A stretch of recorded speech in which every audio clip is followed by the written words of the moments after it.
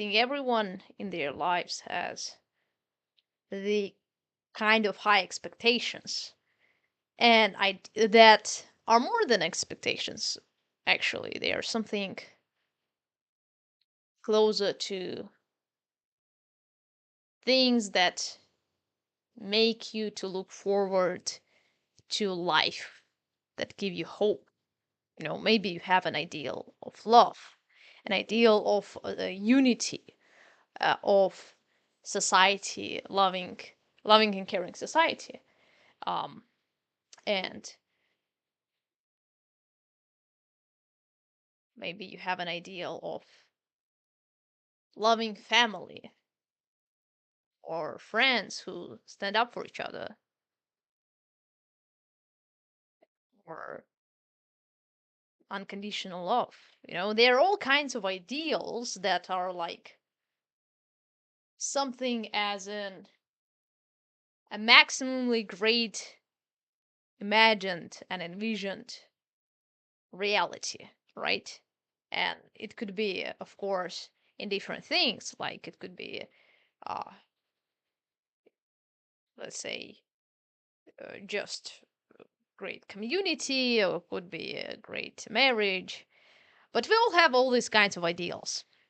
And at some point, we face with life and we experience those ideals break. They, we experience them breaking right in front of our eyes. We experience our expectations uh, not being met.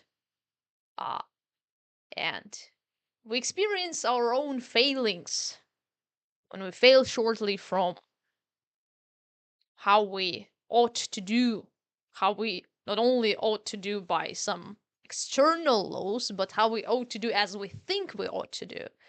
So when we fall shortly from our own ideal that we place for ourselves, and when other people also fall shortly from our own ideal or from generally hold collective ideal that is something like an ideal of, or let's say heaven, it is also a collective ideal, right? We do understand the meaning behind it, though not completely and specifically, but we do understand what it means in our own ways. And this is an ideal because there is a great space for progression. It's always can get better, and you don't completely know it, but you don't completely know it exactly because it's not limited by your own understanding. It's even greater, it's beyond your understanding, right?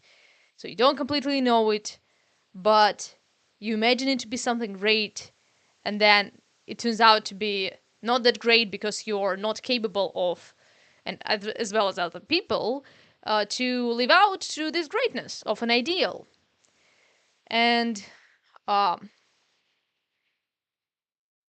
so it happens that your ideal breaks. The woman you thought would love you unconditionally turns away from you, because love is not unconditional. You find it out quickly. Uh, Even for the parents, uh, and child relationships, and for any relationships, love is not unconditional. You find it out, and your image of unconditional love just for the sake of your being, is broken. What do you do about that? Well, I think that it is good that we have these ideals broken. And it is also good that we will have them constantly broken. And I think that the reason that it is good, and the reason because for that we will continue having it, is that because we don't even know exactly what we mean by that ideal. We don't know the reality of it. We imagine it to be just good and great and perfect love, but we don't know the specific. How could it be real? How could it be applicable to life? And I think that our ideal breaks at the point of us meeting the harshness of reality, just we being faced with realities. And um, it doesn't mean that we have to abandon the ideal or that we have nowhere to strive to, no goodness anymore, no love, no understanding, no compassion, empathy, and etc. to strive to. It doesn't mean that. It means that now all of that should be adapted to the realities of life. And that's how you get your ideal broken. And you have it also because your ideal is kind of not tightened to reality too much. It's abstracted, and it's abstracted too much. It's abstracted so there would be a space for you to progress in any circumstances, in different circumstances, in different scenarios. So you could progress, so you could, so you could love not always that, let's say, sort of high love, not only your partner, but also your mother, your friend, even your enemy, right? And so it is highly abstracted. And then even perhaps yourself too, right? And everyone, perhaps even animals, you um, are responsible for. Right. And so uh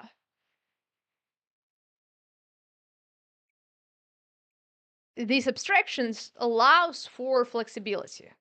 It does it. But it also um what? It's also should be defined precisely and identified in the realities of the life you are being in right now and will be into the future, let's say next day, next few days, the next week, next month, and etc. So this ideal should be brought into reality. The ideal should be brought into vision, and the vision should be brought into the goals, and then to the task, and then it's being implemented.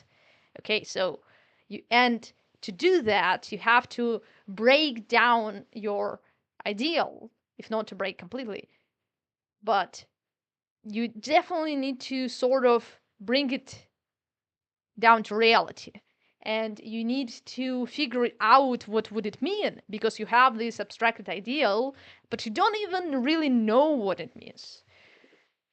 And ideal is not to be judged for that, because ideal is there exactly for that. It is there for the it is there to be maximally great, the best of best, the greatest of greatest, the highest, the most valued, etc. So the ideal is there to be a maximum to which you're striving, and you want to have a maximum because you want always to have something to strive towards to. You want to have hopefully endless progression. You don't want to have a vision, specific vision, and then to achieve it and like, okay, now I'm done, no way to strive to. No, you want an endlessly progress if um ideal, right? That has a space uh, for infinite possibilities. Okay, right. But if you want to live by it, you should um see how does it plays out in your life. Okay, and so you do it by um let's say breaking it down to earth. Um, so let's take an ideal of heaven. I've been already, I think, I've been talking about it in previous videos, but I'll talk about it more in this topic. Um, so heaven is a collective ideal, is an image of the most what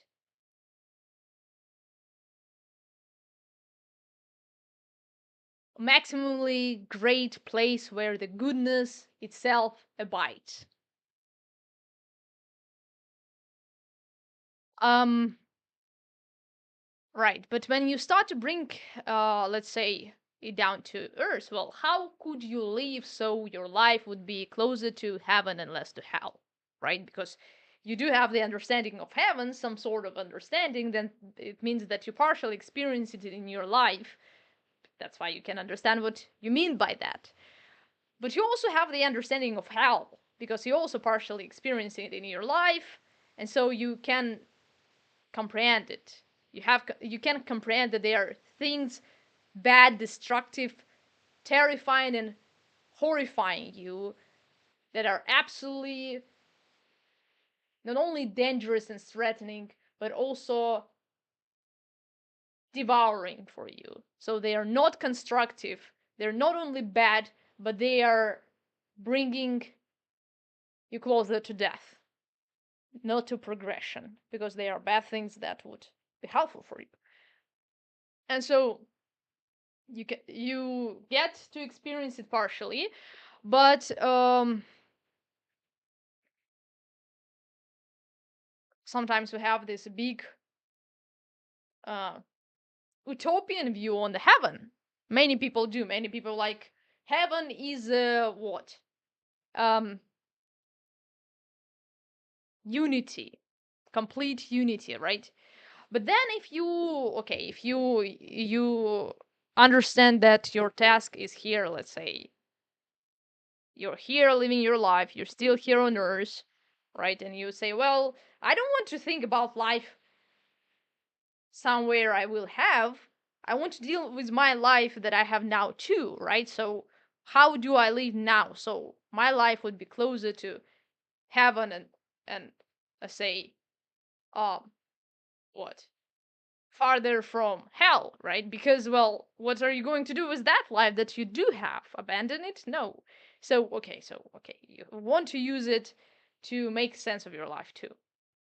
And um you figure out that, well, this complete unity doesn't really work when you bring it to your life. Your ideal gets broken, and not only because of our personal failings, but because what does it mean, complete unity?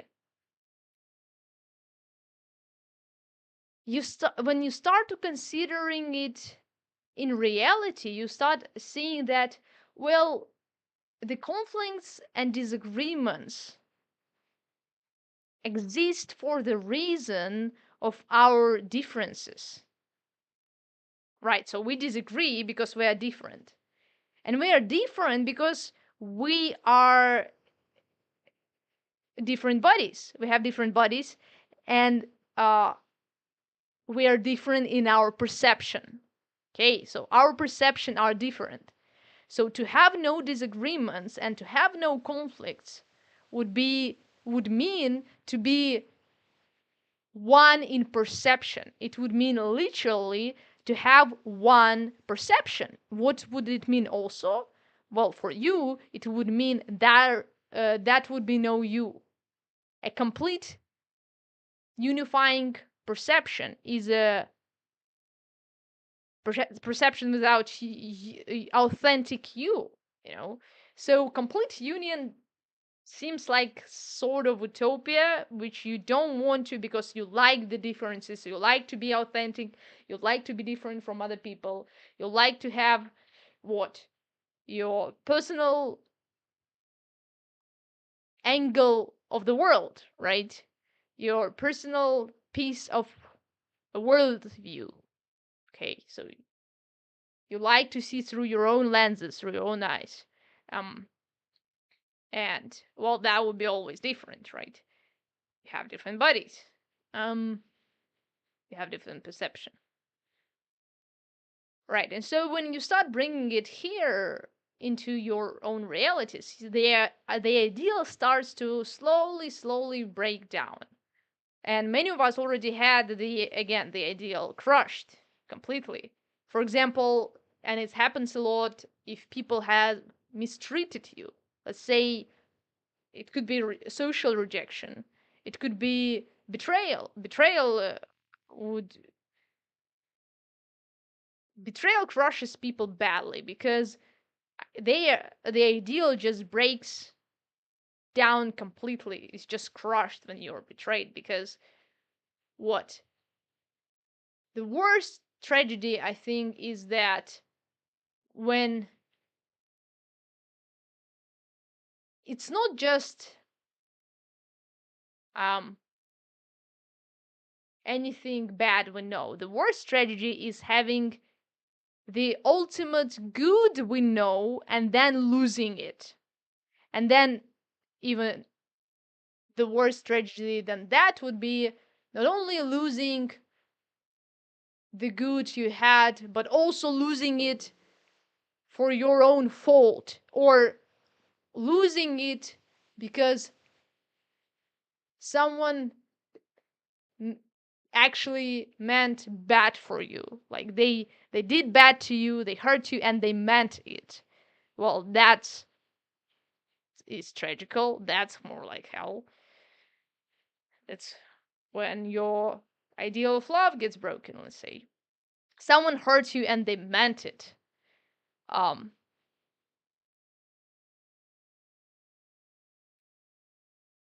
you have experienced or you have experienced malevolence, someone's selfishness, of someone you loved. Like this crushes you even more. Not only if like, okay, well, the world is cruel, I have expected it, but no, this was the closest person. I trusted the person, I loved the person, maybe it was my mother, family, friend, um, and they loved me, but then they turned against me. They turned against me, they hurt me like they mean it. So, well, that's what breaks your ideal. And um, why would it be good? The question arises. And I think it is good because you understand that mm, not only you face the realities, right? Because who needs the horrifying realities? You can just blame life for being too harsh um, to you. But so it's not only useful in that you face the reality, but it's useful because um, you can discover how to make the ideal work in the reality, in the actual reality, not in your abstracted, uh, blurred understanding, but in a precise and specific scenario of your family relationships, of relationships with your friends, with someone specific. Um, so you need to break your ideal to make it precise and to adapt it to realities. Because you need to understand that you can't just name heaven to like as complete unity. That is heaven. That doesn't work like that because well, maybe you don't want complete unity. Maybe you want to be authentic, you want to be different from other people. And then if you want to be different with other people, maybe you also want to express your difference. Maybe you also want to express whatever is that which is authentic about you. And then you would have a dialogue and disagreements because you are different and you present all that different viewpoints. So what to do about that? Do you really want to abandon it for the sake of whichever unity? I don't think so because that sounds utopian, but hellish utopian, not a paradise utopian. Um, so okay, maybe you want conflicts. Maybe you want even more than conflicts. Maybe you want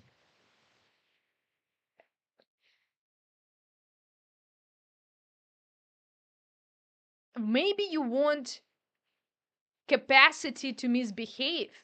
Maybe you want a freedom to misbehave. Maybe you don't want to have each of your steps being scripted and directed.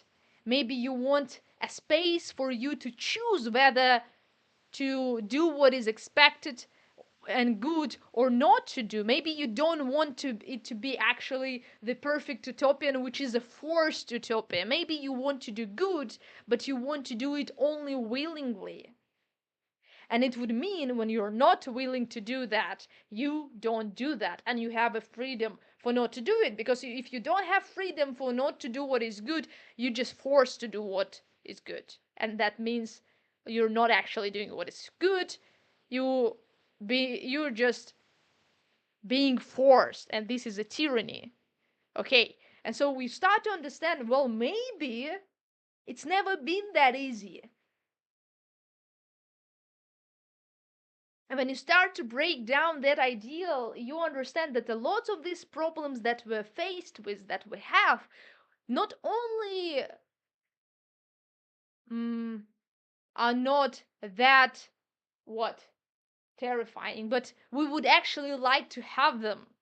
We would actually like to have them because the alternative that we can come up with is worse. Maybe we can come up with a better alternative, but we also should do that, right? Because if we just remove any, let's say, disagreements, we either should remove our expression, the expression and articulation of our authenticity, or we should unite so harsh that literally become one perception.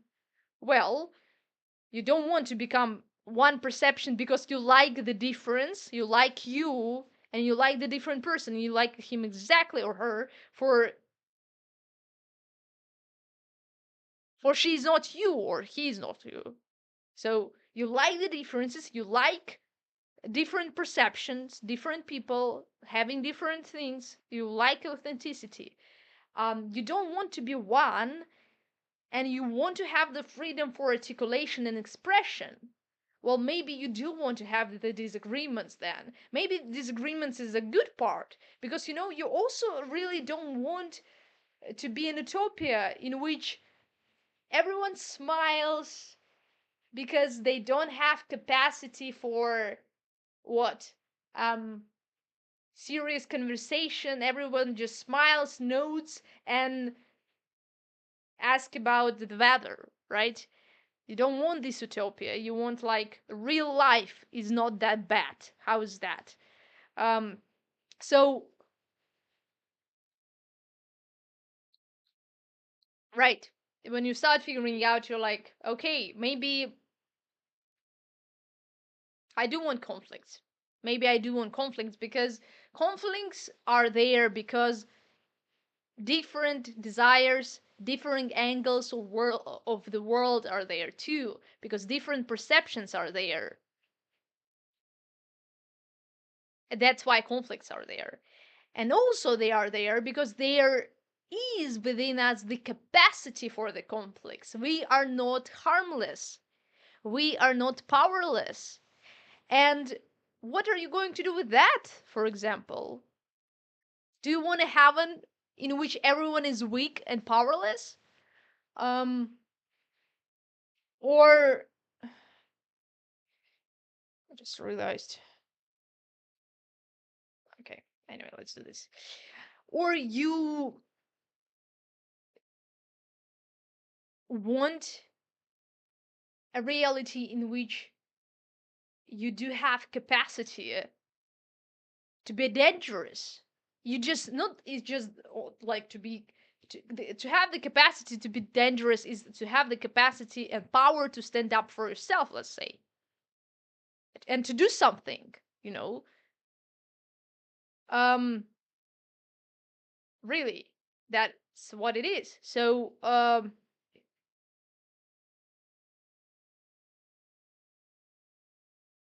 it just when it starts to be a problem for the other when you call it dangerous. When you start to cross the line for you being potential destruction for the other persons. That's but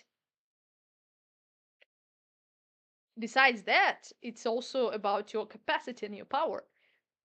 So maybe you don't want reality in which you're all weak. Do you like your strengths? Especially asking men, do you like your strengths? I am sure women like to be strong too. In some sense, women are also, powerful. I just cannot to take the picture from my window. It actually looks so great. Let me take a picture. Okay. Beautiful cloud. I probably will draw it later. Anyway, so perhaps you want to leave the strengths. You want to leave the power. Um. Okay. Good to figure out that you want to be powerful. Um. You want to have the capacity. Uh. Okay, so you want to have the capacity, and then you also want to have disagreements because you want to have authenticity. So how are you not going supposed to have conflicts, and not only any sort of conflicts, but harsh conflicts because there is a power and capacity involved. It could be a serious confrontation going on. So how are you not going supposed to have that? Well, this is the thing to figure out. Because, it seems that now ideal becomes more precise. You do want to be strong. You do want to be capable. And you do want to be authentic. You do like your perception. You like to be different. You don't want any sort of utopian unity where the perception is one, because there would be no you then. There would be only a collective voice. Whatever. This sounds really utopian. And so, um, but utopia more like anti-utopia, Um, okay, so what do you do then? You specify your ideal. You break it till you make it. No, you break it till it becomes more and more precise and applicable. You figure out what is exactly that which you want, considering the things you figured out about the realities of the world, and also about the realities what you are not willing to sacrifice, like authenticity. um so um right. And then you can ask, well, should we change anything at all, or is it already just fine as, like, just fine like that, maybe we shouldn't change anything and it's already good enough. And you also don't want to claim that, because first of all you want to strive towards somewhere, or why to live if not to strive, where to go, what to do. So you do want to strive towards somewhere, so you need the ideal. You just need to know where to go more precisely. And so what would it mean to have a heaven, but realistic, your life heaven, sort of heaven? Let's say heaven within your family, heaven within your relationship, heaven within your work, heaven within your day. What would it be like to have it? Mm. And to know that you need heaven is also to understand that hell is real in our lives. That there are things that not least are troublesome, but even more tragic. They are things that are so wrong that you don't want to face them ever again. Right. And so when you acknowledge that, you do know that, well, you don't want to have your life tilted towards that. Maybe just tilted towards the better ideal, the right ideal. Maybe heaven would be better than hell, actually. Um,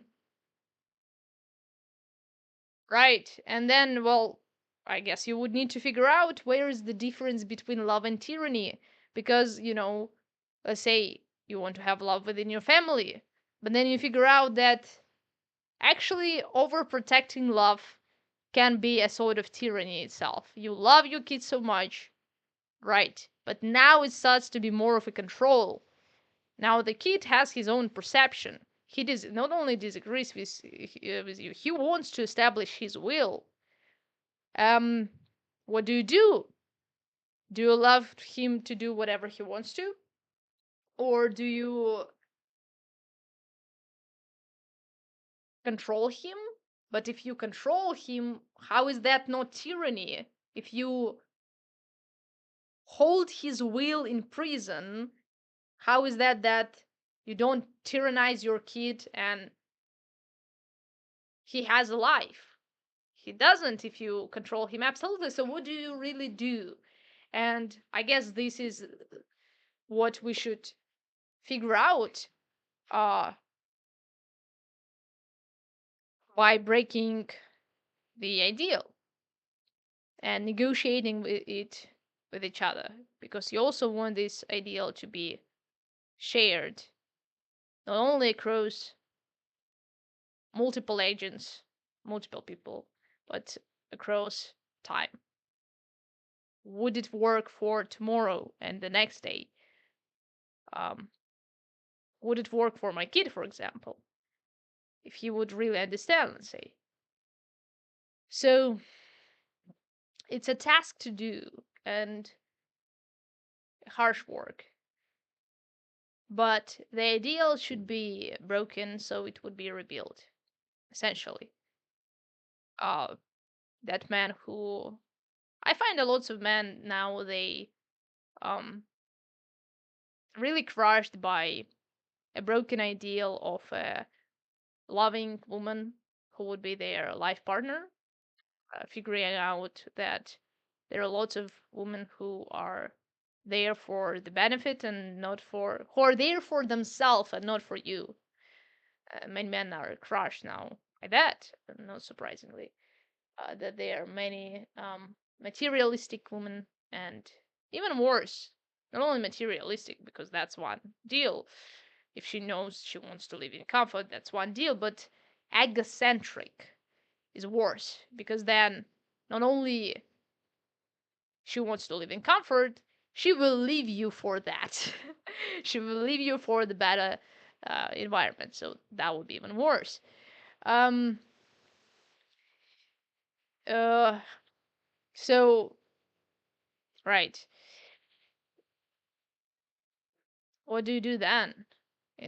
If you have faced this tragic scenario, well, you realize something. You realize that um